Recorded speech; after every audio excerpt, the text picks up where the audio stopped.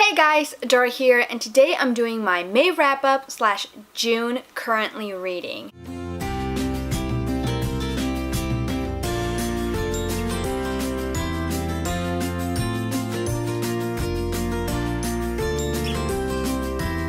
I say currently reading because building a TBR makes me feel trapped into reading the books I decided to read. And sometimes when I do build that TBR, I don't feel like reading none of those books. So I decided to wing it every month, and I'll always do a currently reading with my wrap-up. Now that I've explained that out of the way, let's just get started into my wrap-up. The first book I read in May was A Court of Wings and Ruin by Sarah J. Maas. I gave this book a 93%.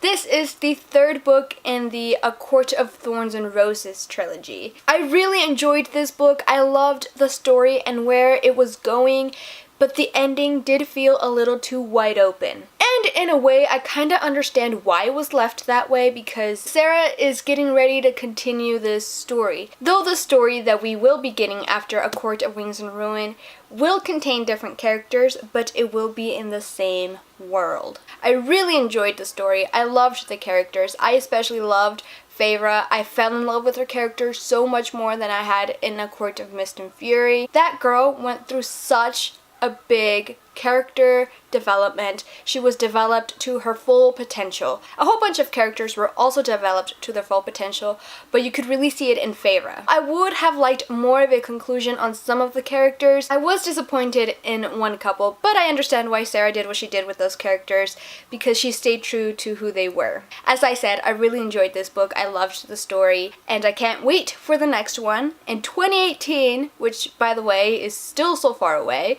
but we're almost getting there. The last book I read in May was I Am the Messenger by Marcus Suzak. I'll leave a picture of the cover somewhere on this side. I gave this book a 98%. I absolutely loved it. My friend Ashley over at Ashley Reads, this is actually one of her top favorite books of all time. And girl, I understand why. This book was absolutely amazing. I love how it was written. I Am the Messenger is about Ed, a cab driver who spends most of his life / nights just hanging around with his friends, playing cards. And he says this himself, he is absolutely useless when it comes to romance. But then Ed was at the wrong place at the wrong time when a guy decided to rob a bank. After the ordeal, Ed receives the first ace, and that is when Ed becomes the messenger. He was chosen to care. He was chosen so he could help those in need and those who were hurting. This book made me think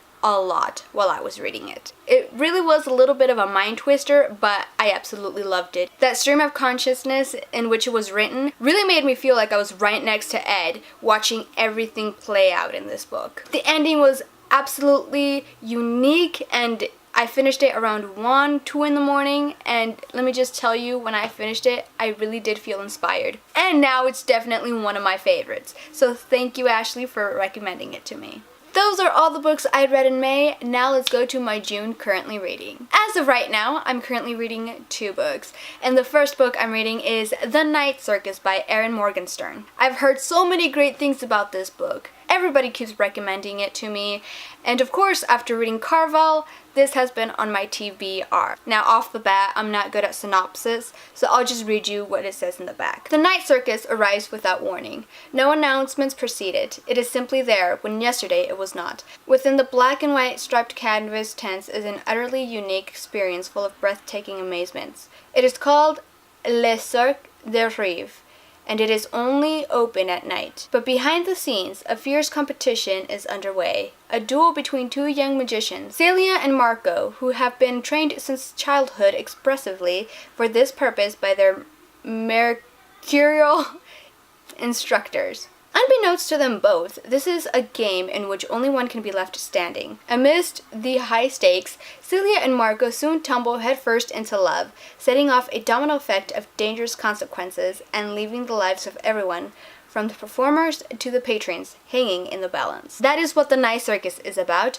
If you guys read it, please let me know your thoughts, but no spoilers, please. The last book I'm reading as of right now is A Madness So Discrete by Mindy McGinnis. Mindy wrote The Female of the Species, and I absolutely loved that book. I loved her writing.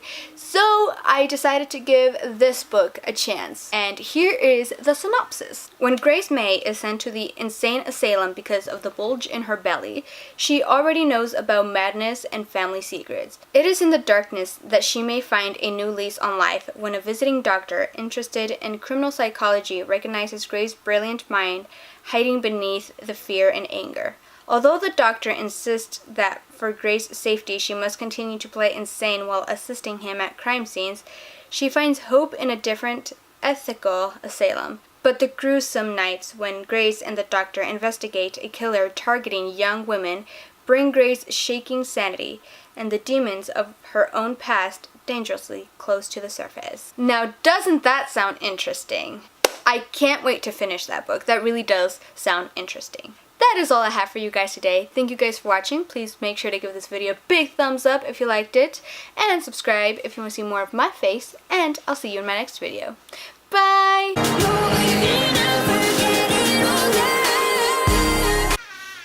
I have a visitor. Oh, look at that. You guys haven't seen her in a while, huh? Ow, ow, ow. Mama, I love you too.